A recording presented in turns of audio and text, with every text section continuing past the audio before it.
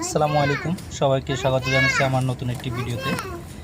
এই পেয়ারটি বেশ কিছুদিন আগে আমি কালেকশন করেছিলাম দুইটা ভাইয়ার থেকে দুইটা। একটা মেল পাখিটা ডিএনএ করা ছিল, এটা নিয়ে আসছিলাম হচ্ছে মিরপুর পল্লবী থেকে। আর ফিমেলটা নিয়ে আসছিলাম বসুন্ধরা থেকে, একটা ভাইয়ার থেকে। ভাইয়াটা বলছিল যে এটা ফিমেল, কনফার্ম এটা নিতে পারেন, ডিএনএ করা ছিল না।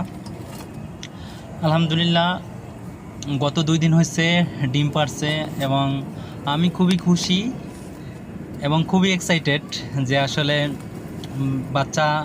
ডিম বাচ্চা করবে। এটা আমি আসলে খুবই কনফিউশনে ছিলাম, আমি শিওর ছিলাম না, কেননা এটাতে আসলে ডিএনএ করা ছিল না ফিমেলটাতে।